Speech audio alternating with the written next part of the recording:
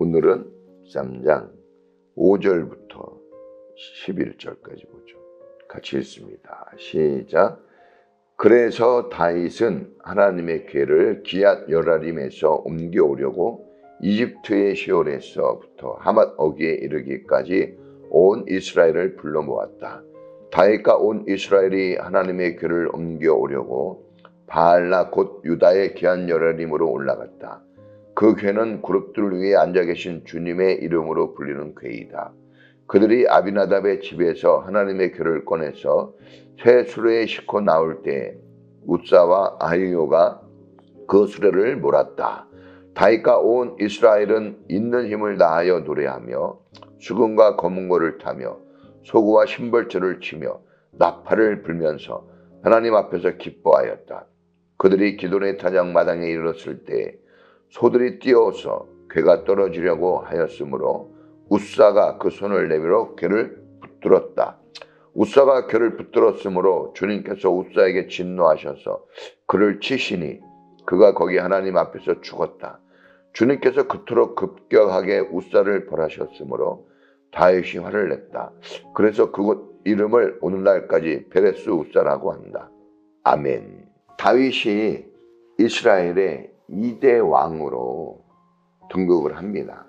사울이 죽은 후에 12지파, 이스라엘의 12지파가 다윗을 찾아와서 이미 다윗은 헤브론, 유다의 왕으로 있었는데 11지파가 찾아온 거죠. 그래서 당신을 우리의 왕으로 추대하겠다. 특별히 그동안 사울이 있기 전에는 말을 하지 못하였는데 사울이 죽고 난 후에는 당신이 바로 하나님이 약속한 이스라엘의 왕, 이스라엘의 목자라는 것을 우리가 들었다. 당신을 왕으로 세우는 것은 이것은 하나님의 뜻이다 해가지고 이렇게 다윗을 기름 부어 이스라엘의 2대 왕으로 추대를 합니다. 이제 다윗이 참 고난과 역경이 많았지만 드디어 하나님이 말씀하신 대로 약속하신 대로 이스라엘의 왕으로 세워집니다. 그러니까 이스라엘의 왕이 되었을 때 다윗이 특별히 이제 이 신하들하고 의논을 한 게 뭐냐? 하나님의 언약궤를 모셔 들어오자 하는 것이었습니다. 이 언약궤가 블레셋과의 전투에서 언약궤를 빼앗기죠. 빼앗기고 이 언약궤가 아비나답의 집에 이렇게 방치되어 있었습니다. 사실 언약궤라는 것은 이스라엘이 하나님 나라요. 이스라엘이 신정국가라는 상징적인 의미가 있고 또한 그 언약궤는 이스라엘의 신앙 중심이다 하고 말할 수가 있습니다. 그래서 다윗이 왕이 된 이후에 서둘러 하고자 했던 일은 하나님의 언약궤를 모셔드리는 것이에요. 이스라엘.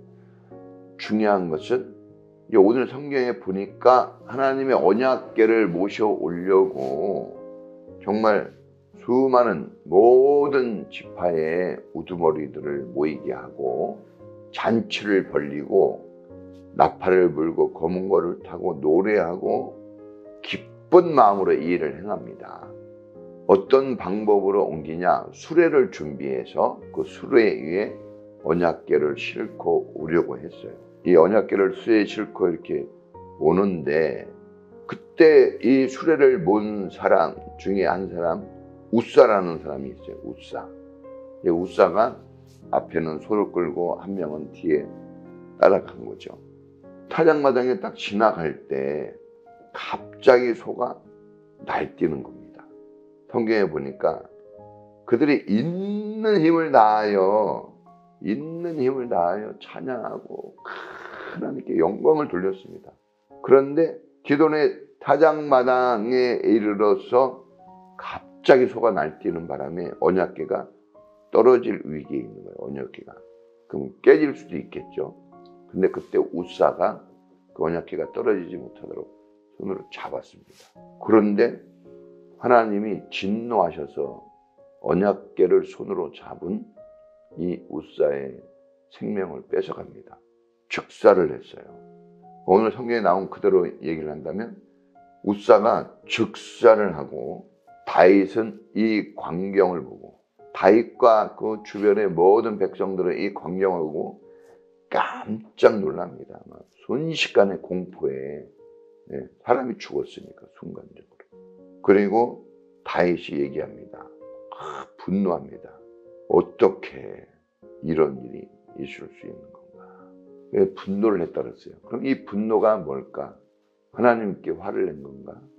여기서는 누구에게 화를 냈다 이렇게 나오진 않지만 순간적으로 생각한 게 이게 잘못됐구나. 이렇게 하면 안 되는구나 하는 것을 알게 된 거죠. 그래서 우리가 어떤 일을 하고 나서 그게 잘못됐을 때 자기도 모르게 화가 확 나요. 그렇죠? 다윗은 이 일이 잘못된 것을 안 거죠. 순간적으로 어떻게 알았냐? 이 방법이 아닌데 하고 알게 된 거예요. 자, 오늘 이 말씀에서 우리가 좀 깨달을 수 있는 것은 첫째는 다윗이 왕이 되었을 때 하나님을 먼저 생각했다는 겁니다. 하나님. 언약궤는 하나님의 임재의 상징이라고 그랬죠. 하나님이 그 안에 언약궤 안에 모세에게 준 두 십계명 돌판이 있고 만나를 담은 금 항아리가 있고 그 다음에 아론의 쌍난 지팡이가 있어요. 이건 뭘 얘기하냐? 하나님의 능력, 하나님의 임재, 또 하나님의 은혜로 먹고 마시는 이스라엘을 상징하거든요. 그러니까 하나님에 의해서 살아가는 백성이라는 얘기죠. 다윗이 하나님 때문에 자기가 왕이 되고 이 나라가 하나님으로 인해서 세워졌다는 것을 아는 것이죠. 이런 마음가짐은 대단히 중요하다고 봅니다. 내가 어떤 자리에 섰을 때, 무슨 일을 할 때, 이 자리가 하나님이 주신 자리요. 내가 하는 일들이 하나님을 영화롭게 하는 일이 되어져야 한다. 이런 마음가짐은 우리 신앙인들에게 대단히 중요하다고 봅니다. 그런데 이제 중요한 것은 우리 믿음의 사람들은 시작과 과정과 끝이 다 좋아야 돼요. 그러니까 의도의 순수성이라고 합니다. 순수한 마음으로 해야 되고 과정도 절대적으로 도덕과 윤리에 특별히 하나님 말씀에 어긋나지 않아야 돼요. 그리고 그 끝도 오직 끝까지 하나님께 순종, 끝까지 충성이 우리가 하나님을 섬기는 방법입니다. 다윗이 조금 더 심사숙고하고 제사장들을 불러 모으고 하나님의 궤를 어떠한 방법으로 모셔오는가, 좀 더 진지하게 좀 더 이것을 의논했으면 하는 아쉬움이 있어요. 그러니까 모두가 궤를 가지고 오는 것을, 법궤 가지고 오는 것을, 모셔오는 것을 다 기뻐했지만 중요한 것은 이게 하나님의 방법대로 돼야 된다는 거예요. 우리가 하나님을 예비하는 것 되게 중요하고 하나님을 향해서 우리가 헌신하는 게 되게 중요합니다. 그러나 더 중요한 것은 그것이 하나님이 말씀하신 영과 진리로 예배를 하는 것인가, 하나님을 기쁘시게 하는 예배인가, 하나님이 정말 마음에 들어하는 예배인가, 이게 중요합니다. 그래서 내가 기뻐서 드리는 것보다 더 중요한 거는 하나님이 기뻐할 예배가 돼야죠. 한다는 거, 이게 더 중요합니다. 이런 것들이 오늘 우리 성경에서 오늘 우리에게 주는 메시지라고 봅니다. 자, 우리가 하나님을 향해서 예배하고 봉사하고 헌신합니다. 그런데 그것이 우리가 기뻐서 드리는, 우리가 감사함으로 드리는 예배와 봉사를 할지라도 그것이 하나님이 말씀하신 법에 합당한가? 내가 열정적으로 일하는 것보다 더 중요한 것은 이게 하나님의 뜻인가? 여기에 초점이 맞춰져야 한다는 것이죠. 그 궤를, 떨어지는 궤를 붙잡은 웃사가 사실은 무슨 잘못이 있겠어요? 그렇죠? 어떻게 보면 당연히 누구든지 하나님의 궤가 떨어질 때 붙잡겠죠. 그러나 웃사는 죽었습니다. 그가 웃사가 나쁜 사람이라서 죽은 게 아니라 하나님의 법에 벗어나면 누구든지 어떤 사람이든지 죽게 된다는 거예요. 이 세상에 죽고 사는 법은 하나님께 있는 거지 사람의 어떤 노력과 사람의 마음가짐에서 나오지 않는다는 거죠. 그렇다면 오늘 우리가 아무리 어렵고 힘들고 아무리 어떤 문제가 있어도 그 문제로 인하여 내가 꼭 죽는다 하는 것은 아니에요. 죽고 사는 것은 하나님 손에 있으니까. 하나님이 나를 데려가시면 죽는 거고 고통 속에 있어도 나를 그 현장에 내버려 두시면 사는 거죠. 그러니까 우리가 생각하고 우리가 마음 먹은 일이 되어지는 게 하나님의 뜻이 아니라 하나님이 말씀하신 대로 우리가 순종하는 게 하나님의 뜻이 되는 줄 믿습니다. 웃사가 죽음으로 인해서 모두가 공포에 휩싸이죠. 이루 말할 수 없는, 어떻게 우리가 하나님을 모실 수 있을까? 그러죠. 사실 사람은 하나님을 섬길 수 있는 존재가 아닙니다. 하나님이 우리 안에, 우리가 하나님 안에 거한다는 이 은혜는 상상할 수 없는 은혜입니다. 엄청난 거예요. 감히 함부로 할 수 없는 하나님인데 그분이 우리를 위해서 이 땅에 오셔서 우리와 함께 해주시고 사람의 몸으로, 하나님이신 예수님이 사람의 몸으로 와서 죄인들의 죄를 대속하여 죽었다는 것은 하나님이 말씀하지 않으면 인간은 깨달을 수 없어요. 교회를 다녀도 이 깊은 은혜를 하나님의 이 말씀하심이 내 안에 울리지 않으면 이거 모릅니다. 부모님들이 자녀들을 낳고 기르는 그 수고와 그 헌신이 엄청나거든요. 근데 애들이 압니까? 감사하다는 말 잘 안 해요. 짜증을 내고 오히려 화를 내지 그 수고와 헌신이 얼마나 깊고 높은지 잘 모릅니다. 은혜라는 것은 모른다는 거예요. 너무 깊고 너무 높고 너무 넓어서 인간의 육신으로는 헤아릴 수 없는 게 은혜입니다.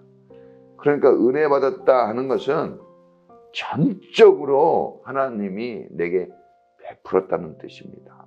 그래서 오늘 말씀을 통해서 우리는 하나님의 그 위대하시고 높고 넓고 깊은 그 하나님의 은혜, 그 하나님의 뜻은 작고 부족한 우리 인간이 헤아릴 수 없다 하는 것을 우리가 깨닫게 되고, 하나님을 섬길 때 인간의 그 얕은 지식과 인간의 그 부족한 능력으로 하나님을 섬기면서 내가 이 정도는 잘한 것이다, 이렇게 자기 자랑을 절대 할 수 없는 겁니다. 아무리 우리가 수고하고 헌신하고 마음과 뜻과 정성을 다하여도 하나님의 베푸신 은혜를 감당할 수가 없습니다. 우리의 수고와 노력은 티끌 하나보다 못한 정말 작고도 부족한 것입니다. 그래서 하나님 앞에 우리가 정말 감사와 영광이 항상 올려져 나와야 되고, 오직 모든 것은 정말 하나님의 은혜로 이렇게 되어지는구나. 모든 만가지, 모든 만사가 하나님의 은혜로 되어지는구나. 내가 이해가 안 되고 내가 예상을 할 수는 없는 그 모든 것들, 그런 것들까지도 하나님이 하시는구나. 이 하나님 앞에 우리가 굴복되어지고 오직 나의 뜻이 아니라 예수님조차도 아버지의 뜻, 하나님의 뜻대로 되기를 원합니다 하고 고백한 것처럼 오직 하나님의 뜻이 내게서, 우리 교회에서 삶의 터전에서 이루어지기를 기도하면서 그 인도하심을 순수하게 따라가는 그런 믿음의 성도가 되어야 될 줄로 믿습니다. 오늘도 나를 이끄시고 이 놀라운 은혜로 나를 이끄시고 이 놀라운 능력으로 나를 인도하시는 그 하나님, 다 하나님 손에 있습니다. 그 하나님을 의지하여 힘있게 주여 한번 부르고 오늘도 하나님께 영광 돌리겠습니다. 주여!